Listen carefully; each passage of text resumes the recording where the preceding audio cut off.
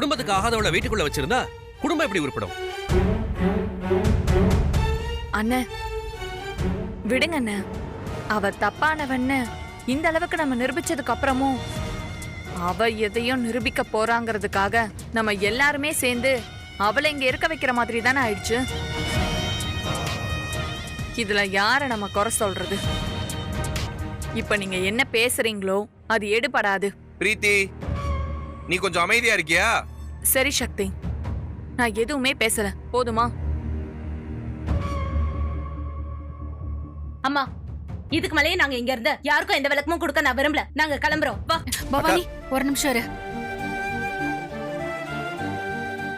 என்னங்க, அவ வீட்டை விட்டு போறேங்கிறா, நீங்க இன்னும் பாத்துக்கிட்டு பேசாம நின்னுட்டு இருக்கீங்க.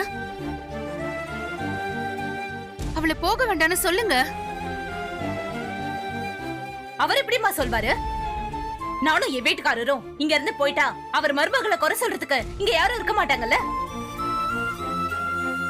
அதனால நாங்க இந்த வீட்டை விட்டு போறது எங்களுக்கு நிம்மதிதான். போது, நிறுத்து பவானி.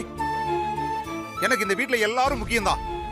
நீயும் மாப்பிளையும் வீட்டை விட்டு போகணும்னு நான் நினைப்பனா? சொல்லு, நான் நினைப்பனா? தயவு செஞ்சு இப்படி வார்த்தையால எல்லாத்தையும் கொட்டாத. நடந்த பிரச்சனையில பொறுமையா பேசி எந்த முடிவையும் எடுக்காம அவசரப்பட்டு மாப்பிள்ளை இப்படி பத்திரத்துல கையெழுத்து வாங்கினாருங்கிற கோபத்துல தான் நான் அப்படி பேசினேன். அது இவ்வளவு பெரிய பிரச்சனை ஆகிறப்போ இப்போ ஒண்ணு இல்ல, இனி எப்பவுமே உங்க யாரையும் எதுவும் நான் சொல்ல மாட்டேன். நான் பண்ணது தப்புதான், என்ன மன்னிச்சிருங்க மாப்பிள்ள. அப்பா, என்ன? ஐயோ மாமா, என்ன மாமா நீங்க? ஏன்பா? விடுப்பா, அப்படி நான் என்ன பண்ண? நான் ஆதங்கப்பட்ட ஒரு விஷயத்த உங்ககிட்ட கேட்டது தானே தப்பா போச்சு.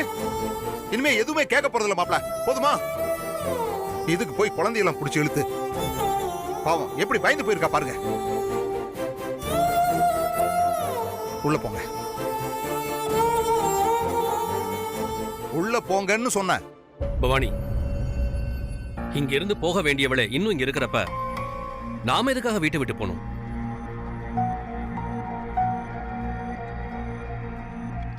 மாமா தான் இவ்வளவு தூரம் சொல்றாருல்ல, அவரோட வார்த்தைக்கு மரியாதை கொடுத்தாவது உள்ள போ.